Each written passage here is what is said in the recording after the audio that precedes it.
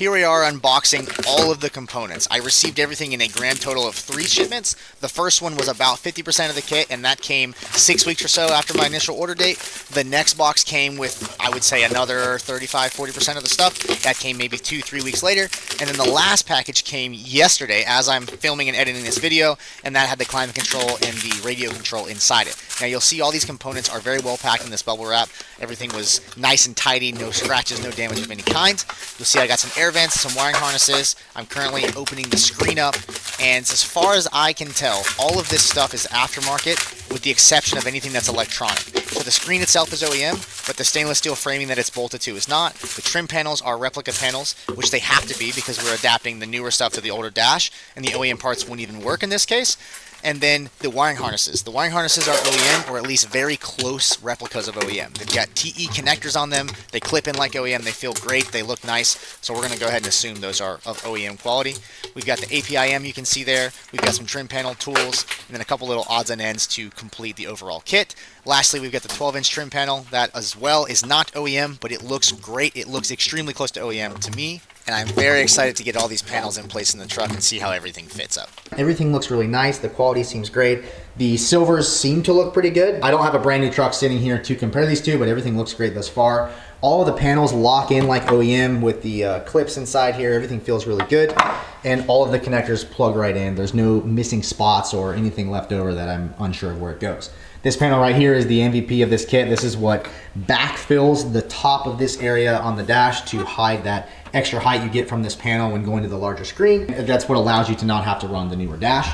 And then lastly, moving down here, we have these panel tools that are included. I don't think they mentioned that they give you these, and these aren't super expensive, but it is nice that they toss them in. And then we have an OBD2 port, which I imagine is to configure this new setup, because I don't think it's just gonna work. This is probably some sort of Forscan tool. Maybe it is a Forscan tool.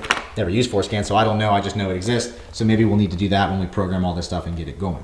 Now let's head over to my truck and get the old stuff out, and we can start putting all this new stuff in. So to get started, we're gonna take out everything that looks like it's gonna be in the way. So obviously this has to go, this entire center section here. This top piece will come up, this lower section here. And also, exercise caution. These kits, especially if you have the 8-inch dash, they go for a fair amount of money. I think people will pay like as much as $1,000 to convert their older little 4-inch screen to this Sync 3 version. So take care when you take it apart, and it'll, you know, potentially save you a lot of money, and you could sell this kit and be in your new kit a very low amount. First, you wanna take a pick tool and get your little Sony speaker cover off, or whatever is here, depending on the trim level. This might look a little bit different. You should be able to pry this thing up, and there's gonna be 2 8mm screws underneath it. So what you wanna do is take your pick tool like this, slide this up under the front if you can, be gentle. Don't be too aggressive. You wanna try to not crack this piece. And as you slide down and push up, you'll pry the little clips out of their position. Don't lift it too hard in the front without raising up the back, because you can angle the clips and snap them off. You'll see all 4 of our clips are intact. Once you have the speaker cover removed, there's going to be 2 7mm bolts in the back. Take a deep socket like this, right on top. Probably ditch your extension for this one. Loosen those 2 up. Now once you get this thing loose, there's 2 clips in the front here, and there is a wiring harness at the back plugging into this speaker. You want to lift this thing up a little bit and then unplug it so you don't pull it away quickly and yank on the wiring harness. You want to lift up right here and just gently pull up on both sides. And there's our wiring harness underneath. It's a single 2-pin connector. Just grab the little button to depress and it comes right off. I like to keep my hardware with it, that way I'm not trying to figure out what screws went where later on. Now, once you have this opened up, there's gonna be 2 more 7mm headed bolts right here, and that's gonna let you loosen this entire front assembly. Once you get the 2 7mm headed bolts on top out, the entire assembly is held in with only clips remaining. So start at the top and pull out slowly. It will make some noises, it'll make some popping sounds. Be careful not to crack this stuff. You can certainly do it. Now you can go down here, and if you want to use one of these panel tools, you can try to slide one in here or something like that. I prefer to just grab onto it and pull it, but do this at your own discretion. I'm gonna grab it right here, wiggle it a little bit. Same thing over here. Be careful not to break the knobs off your climate control or your radio. And your clips will release like that. And you have quite a few harnesses plugged in. Up top here, whatever trim level you have, you may have more or less plugs here. And then down low for your radio, your climate control, and your airbag notification. On the back side, you can see there is enough slack to get in there, and just unplug them one by one. Now for these connectors on the top here, it looks like you're gonna wanna depress them on the bottom intuitively, but you do not. There is a small flat blade right there on the side. A Phillips head isn't the best move. A flat head would work better, but you want to depress that and you can wiggle the connector out. There you go. And you can see all three come out pretty easily. We didn't break anything and we're ready to move on. Now with this kit, we are gonna pull these out so we can install them in our new panel. We're not gonna do that right now, but keep in mind, keep that thing close so you don't have to run over and grab it later. Once that's out of the way, you can see our lower module and our upper setup, and we can just start dismantling all this stuff.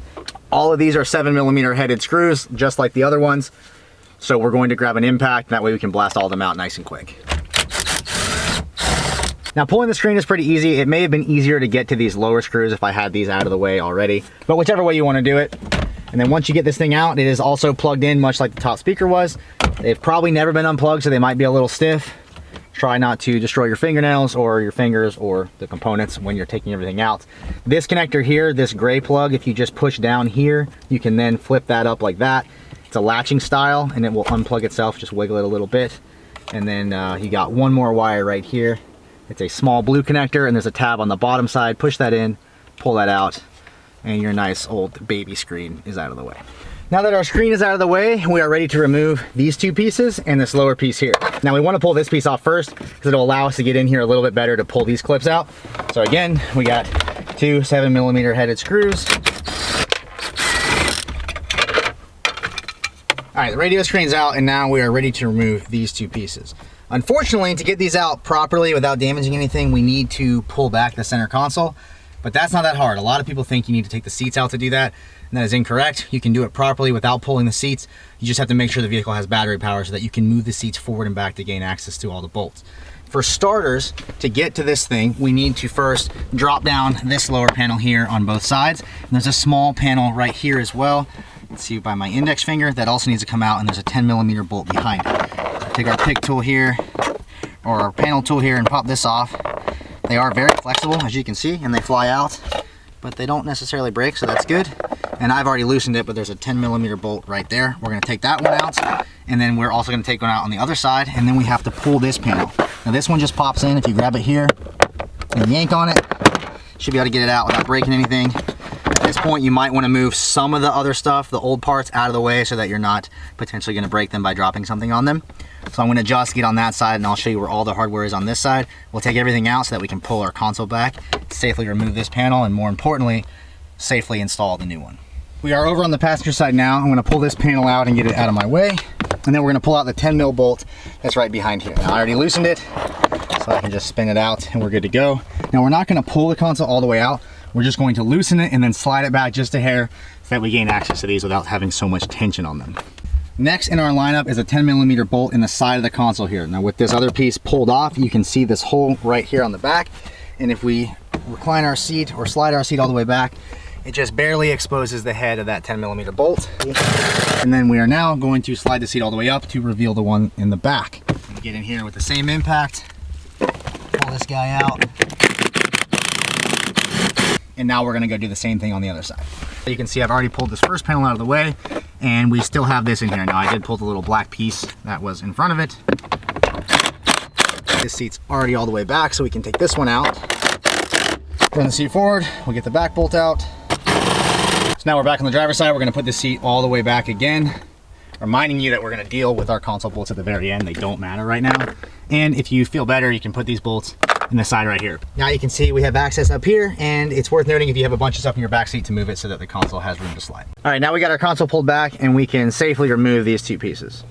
Kind of pull the top and then work your way down. Don't forget that they are plugged in down here. Once this one's out of the way, set that down, and we're gonna pull this side off. Same deal, 2 connectors, 3 connectors, whatever you got. Pull at the top, get the top snapped out, work your way down. This trailer controller is gonna stay in place, I'm fairly certain. There we go, and then we have just our 4-wheel drive control here. No broken clips, happy day. With our 2 side vent pieces removed, we can move forward to pulling this out. It's yet again, a 7mm bolt head. Pull this thing out, and you want to disconnect this one as well, of course. It's got 1, 2, 3, 4 different connections on the back side. With this lower section pulled out, we are ready to go grab some of our new components for the first time. So we're gonna grab the wiring harnesses, we're gonna grab that gray module, we'll bring it all over here so we can figure out where it all goes. We have the wiring harnesses laid out And although it didn't look like much on the workbench, once you get in here, it does feel a little overwhelming because there's so many connectors going all different directions, and there's zero explanation for where they're supposed to go. But we're gonna figure this out together. We'll work through it, and it shouldn't be too confusing. Now, off camera, I did go back and grab the factory radio control and the climate control. And this is just so I can try to take note of where everything plugs in, because I don't want to confuse connectors for something else. Also, I did pull this piece off, and you can see it has a Ford Motor Co. logo right there, which is great. It just further proves that we are dealing with OEM parts, which, you know, makes me happy. Should make you guys happy too. We know this connector is going to go here, the big dog. Get that plugged in, locked into place. And I'm not sure where this is going to mount just yet. I believe it mounts on the back side of our new screen with the stainless steel framework on the back side. I think it bolts to it. But for right now, we're just going to try to locate all of our harness connections, and then we'll move to the screen here next. Bear with me as I struggle to figure this out here. Off of our gray Ford Motor Co. unit here, we have this small connector that's got a black housing with a little bit of red on it. Let's get you zoomed in. That goes to the back of the radio. On the back of the climate control, there are what look like 3 connectors. However, this center one here has 0 pins coming through it. So I'm not going to worry about that one. And when I checked, I didn't have that one anyway. Right, so that goes into that one. This one here goes there. All right. So we have no other connections that make any sense unless I'm overlooking something, which is very possible. But that means the rest of this must interface with the truck. So we're back on the workbench now, and we have our screen assembly here with the frame. Now, I haven't talked about this frame much, but it does seem pretty nice. It's stainless steel, it's laser cut, there's no really aggressive edges that are gonna cut your fingers. So overall, I'm pretty happy with it. Now, what I've gathered from their install video, you can see that they have this bolted to this right here. So based on the bolt spacing, it looks like it's supposed to sit just like that. However, this little bracket right here that's used to reinforce it is actually making contact. So I'm gonna grind that down slightly with my angle grinder, and then this should bolt in place, I'm assuming, with the supplied hardware here. Next on our list is gonna be this OEM piece that came out of the truck. This is the one that we pulled that was sitting behind our OEM climate control. And it looks like this has to be used in a configuration that kind of sits something like this. We have to pull off those mounting brackets that are right here. This is a T10 size for these 3 screws, and they're on both sides. So it'll be 6 screws total. And hold on to these screws in case we can reuse them to mount it back up. I went ahead and trimmed this little bracket tab here, and you'll see right there where the scratch marks are. I just took it in a little bit. Now this thing fits fine, and it only took me a second to do that. I'm gonna try to find some hardware real quick, and we'll get this thing bolted in place. And then we're just gonna try to play around with locations for this. You're gonna wanna grab 3 6/32 screws. All right, we've got this thing bolted up. We have 3 6/32 screws with washers on top and a lock nut on the back. Went together pretty smoothly. Let's go put it in the truck and see where the hell we're gonna be able to fit this module here. Slide this guy into place. Got 2 screw holes on the top that are gonna use the original screws that came out when you pulled your top cover from the dash. And then the lower mounting holes, looks pretty good as well. And voila, there we have it. We have no vents, we have no nothing, but we got a big ass screen. Now, I'm just gonna play around with where this looks like it could fit, and then we'll have to mess around with more configurations of how it's screwed together. Looking back here though, there's not a ton of space. And if I pull this thing back out, when it was on here, it was essentially something like this. It doesn't really work like that because it would hit this. That was my biggest issue. I'm gonna do a little more research and I'll touch base. All right guys, we are making an executive decision here to trim the dash. After further research, I have realized that this is responsible for the GPS and probably also the Sync 4 stuff. We're just gonna go ahead and assume that for right now. And this harness right here, I just wanted to get in place so I know how not to swing this inward so that we can still get this connector in, which is part of the wiring harness that's in the truck. So now we're gonna mount this. I can 100% confirm that we have to have this. This is what's gonna make the speakers work, the amplifier, it's gonna communicate with all that stuff. So we just need to find the best location on these brackets for it to sit that's not in the way of the dash that much. We're still gonna have to trim the dash a little bit, so let's try to figure this out, get it configured, and move forward with the rest of the install.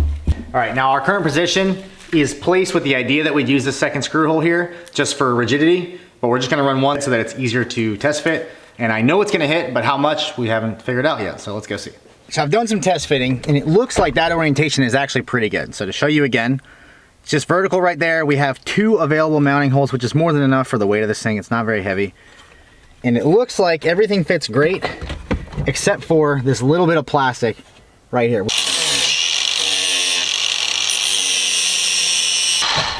All right, that doesn't look too bad. You can't really tell I did it, and we'll see if it fits now. There it is, okay. All right, so the next piece of the puzzle is this little plastic guy on the bottom. If I take it off, it's a stud that comes out the bottom, and you'll see the plastic piece threads on top of it. So it's this thing right here. It's obviously a locator of sorts. But if we take that off, it makes it smaller diameter. So let's try just removing that. See if it still hits. Because it was hitting the middle of the console right here. Nope. No issue there. The bottom is in position. The top is lined up. I think we're chilling. I think we're good to go. We're back on the workbench momentarily, and I've added the secondary screws. We had this one here and we added that one here. It's the same on both sides. So if you want to copy this orientation and you want to grind your dash, this is how you need to do it, and you need to pull the plastic thing off the bottom of that threaded stud there. And this is pretty good. We have nice room here for our connectors. Now, plugging in this one while it's installed, that black one right here, this may be a little bit of a pain in the ass when we're in the truck, but we're gonna try it.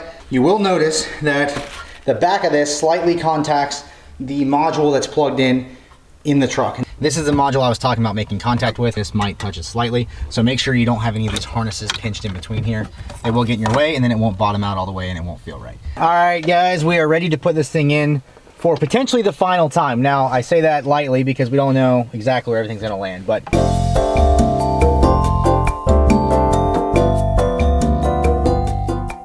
so I grabbed some painter's tape, I grabbed a Sharpie, and I labeled one connection for APIM.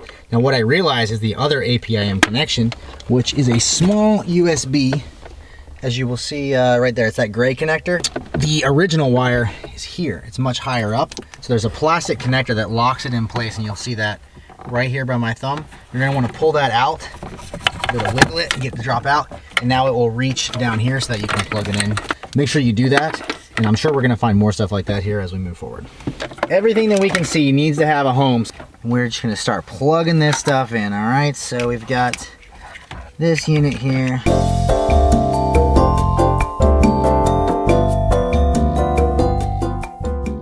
Okay, after a little debate of trying to put all this in and seeing how tight the tension is between these plugs in the bottom of this radio control unit or module or whatever, I've decided to cut apart this cross piece of plastic here. We're gonna take a lot of tension off these and everything should slide in a little bit easier. You can see we have a mile's worth of free space now.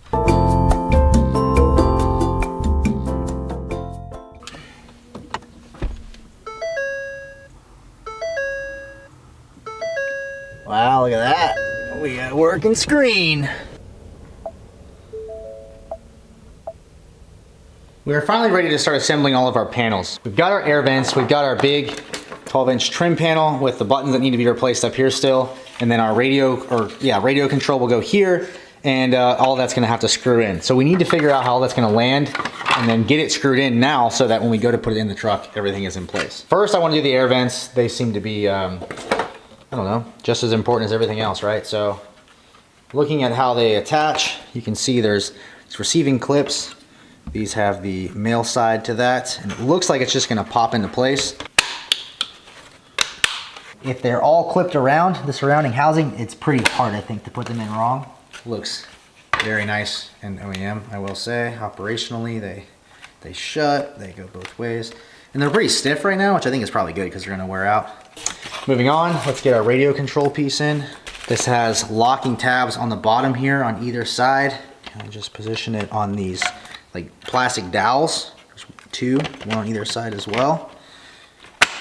Push that in and it locks into place, and there's two spots for screws, which I imagine is what the supply screws are for. Looking at it from the front, that looks very nice, very classy, and very factory. So now we're ready to do the climate control, and on the piece, the plastic piece where this thing will live, there is a small clip right here on the top, and then you can see on our climate control there is a tab right here. So those two will lock in place, and then we'll also run through this to, I guess, effectively center it. Push it through, and then that clips right into place. That looks very nice. And again, we're gonna use some screws to retain this. 1, 2, 3, 4, 5 to hold this thing together. All right, with everything assembled, we're ready to get this thing installed for what I hope is the final time.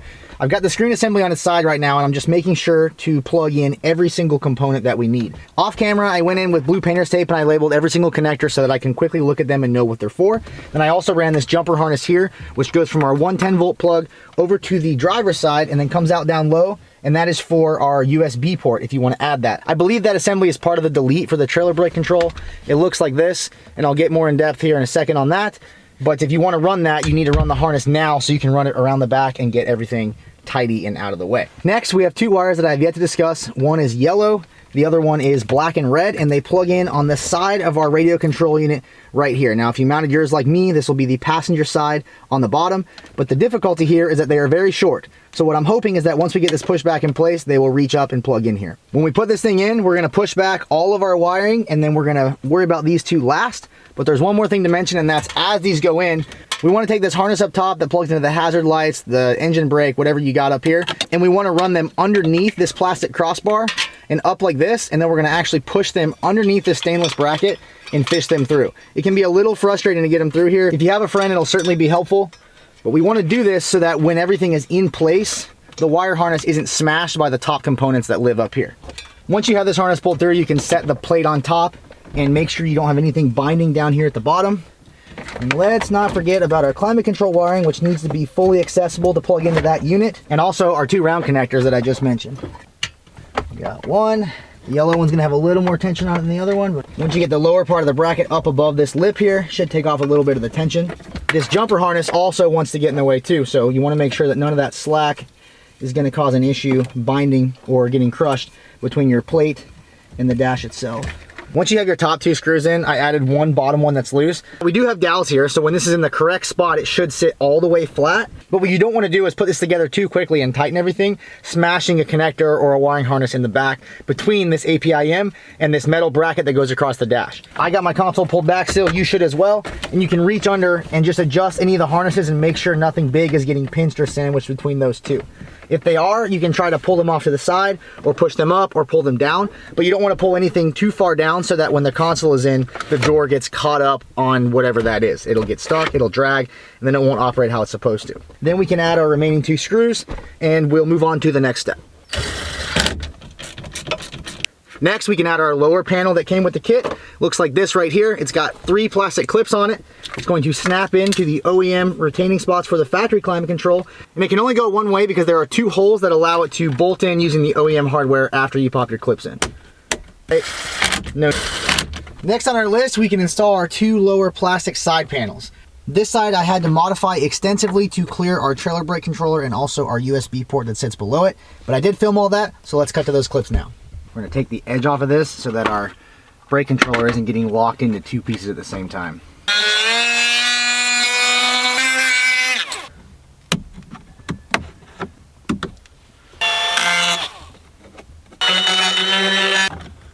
So as I was trying to button all this stuff up, I had an idea. Maybe the delete for the trailer pro knob or pro trailer knob, whatever they call it, can be taken apart and put in this hole. Now this hole, when it came to me, is set up from the factory or from the, as part of the kit with this little change tray here, which no one's gonna use. So I popped that out and it fell out pretty easily. And I took this out of that little rectangular trim it came with and I put it in here. And it seemingly fits pretty well. All the little tabs line up inside it, but it's very easy to push out. So I think I'm gonna add like some JB Quick or some hot glue to it just to hold it in place. And then the harness that I wasn't sure where it went is actually a jumper harness. So the 2 plugs that go here to our 110 outlet, this harness right here pops on and allows you to jump in line so that you can then supply power across the dash and over to your USB port here. I'm gonna lock this in place real quick and then we're gonna have to cut the dash a bit to give it room since the depth of this plug is quite long relative to the 0 space we have here.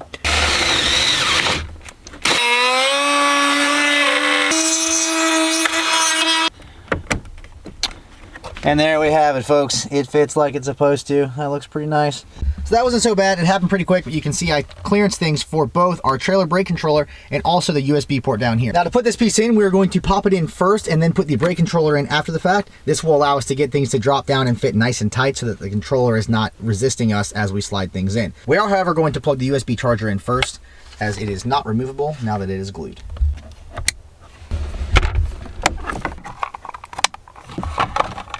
Now we can move to the right side, and I did unfortunately break this tab off when I was test fitting it. So if we have any issues there, that's probably gonna be why. But we do have 2 holes right here so that we can actually bolt this piece to our stainless steel panel here.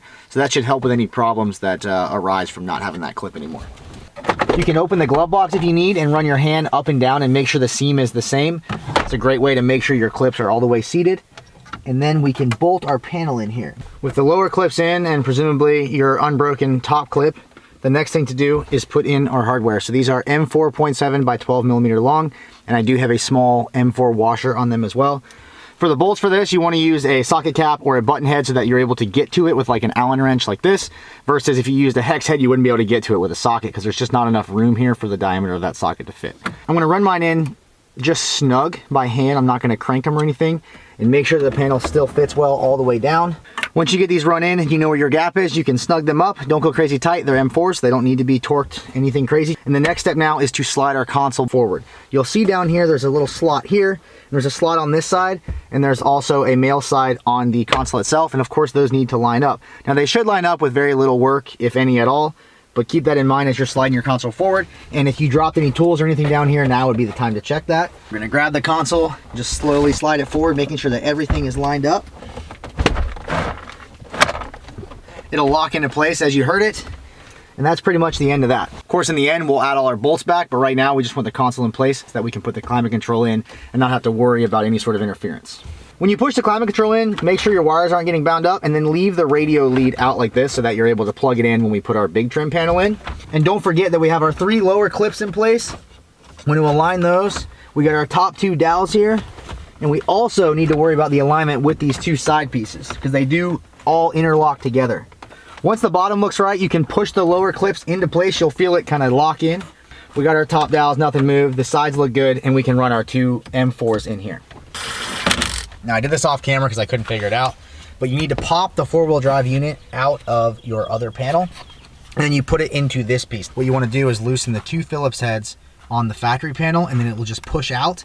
And the same thing goes for here. You use these plastic dowels to locate it. You pop it in, and you tighten these 2 Phillips heads, and it locks right in place. It looks great. It looks OEM. There are no issues with it. Now for this next clip, the audio was corrupt, but I'm basically showing the original OEM panel on the passenger side with our cigarette lighter and 110-volt outlet. You need to pop that panel out. You can push on the sides of it and then push forward. It will come out pretty easily. And then we're going to install that in the new panel. It clips in like factory. There are no issues with it. Super easy to do. Sorry about the audio, but I had to fix the clip so that you know what the heck is going on. Right back to the regularly scheduled programming. Voila, here's the new panel, and look at that. So here we have our old piece. Look at this tiny, tiny little joke of a trim piece. Anyhow, we got our buttons here, and I obviously want to relocate all of them to the new dash. So I'm just gonna swap them over. So we have this green connector here, and you can see there's a tab on either side.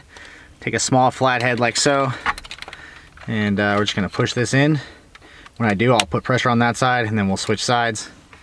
Apply pressure to this side, and the button pops out. Now I'm gonna set them in the order that they were, just because I'll probably forget, and this is easier than you know, any other way.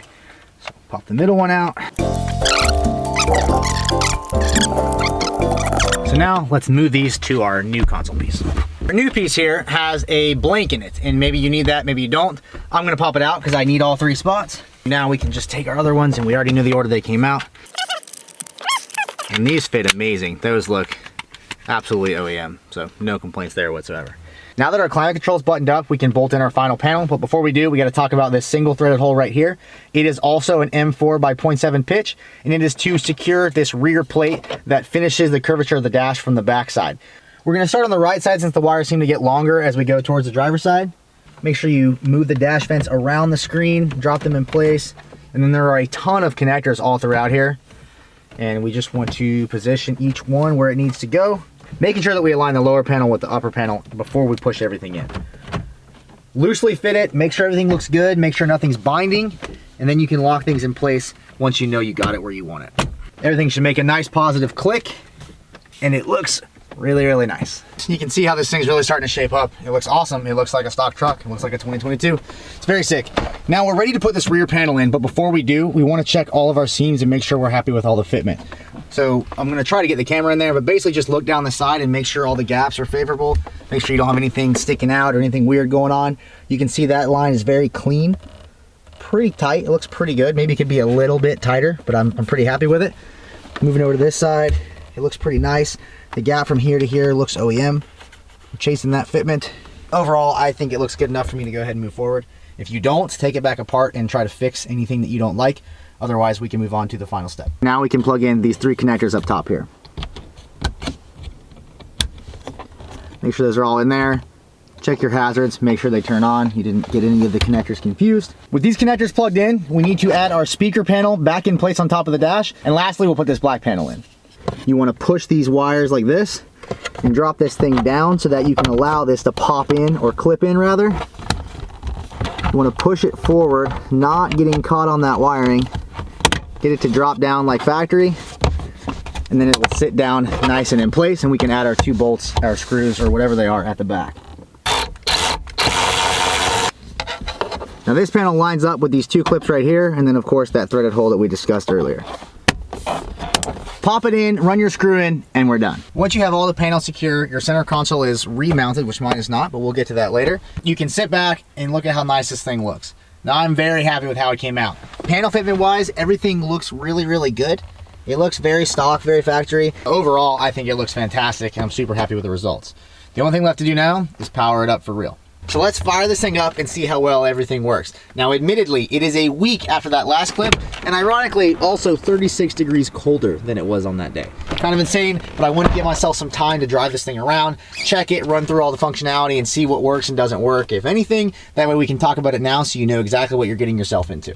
Now, to kick things off, if you don't have this kit at the top of your wish list, push everything else out of the way and get this to the #1 spot. It drastically improves the way the interior feels. The screen is crispier, it's faster, the resolution is so much better, and the overall functionality of Sync 4 just works better. They just improved it, and it's very clear in your day-to-day how much better it is. Let's fire it up now and look at all the stuff that it does, and then talk about a couple of the things that it doesn't do versus the OEM 22 model trucks. So with a week of time under my belt, I've had a chance to fix all the stuff that doesn't work. And when you fire this thing up, there are gonna be a few things that don't work straight away. Now this is expected, and all of it is fixable via Forscan. When I first fired things up, we had an airbag light on the dash over here, and then not all the climate control buttons were working. So we didn't have AC, cooled seat, or heated steering wheel functionality. Now all this can obviously be fixed through Forscan, so I tried to do it myself, but I'm not super comfortable or familiar. So I emailed Ford Sync 4, and surprisingly, they were willing to log in remotely via TeamViewer, and in about 15 minutes, all of those functions were restored, and the light on the dash is off, and everything works as it should. With all that sorted, the only issue that I found is that you can't use the camera zoom, which is listed on the website. It's common knowledge, and maybe in the future there'll be a fix for it. But right now, when you hit the camera option, please disregard my blurry cameras. This is a 17 and the recall's been issued. I just haven't had a chance to drop it off. But you can see we have our front view, we have our top view, but this zoom button does absolutely nothing. There's no functionality there. And then if we go to our reverse camera, I know a lot of guys like to be able to zoom to see their trailer hitch better when they're lining up with the ball, but we do not have that functionality either. Also, we don't have our rear cargo camera, and that might be something that can be configured. I haven't really gotten into it yet, but as of right now, I don't have a way to operate the camera that looks in the bed. When navigating the screen, everything feels just like factory, except maybe a little quicker than the Sync 3. CarPlay connects wirelessly, which is really cool, and it's fast, it's full screen as you can see. You can make it smaller, and then you have things that you can scroll through over here, climate control, Bluetooth connection, navigation, etc. And then everything else works just like the stock 2022 truck would. Climate control and volume will display on the screen like so. Fan speed, so on and so forth, just like factory. We got our volume for the radio. And then one other thing that's really cool is that our temperature is displayed up here in the corner. And even when you're on CarPlay, it doesn't go away. So full screen CarPlay can be enacted. You got your heated steering wheel here, and then you have your temperature here, where back on Sync 3, if you remember, you had to click out of CarPlay and go to the regular Sync layout before you could see what the temperature was outside. Overall, I could not be happier with this conversion. I'm so happy that I did it. I was on the fence, just like I think a lot of other people are, because I wasn't sure if the kit was actually gonna show up or if I was ever gonna get all the components to make it work. But here we are, and it did take a few months, but now we've got it done, and I would never go back. With that being said, I hope this video helps you guys figure out whether or not you want to pull the trigger on this kit, and I hope it helps to install things. I tried not to be all over the place, but it was a lot to do and a lot to film, so I hope that even though some of the video clips are out of order, it's easy enough to follow, and you can make your decision as whether or not you want to take the plunge. I'll link the website below for FordSync4.com, and I will also link my information if you want to contact me via Instagram or via email. You can do so if you have any questions. Thank you guys so much for watching. Peace out.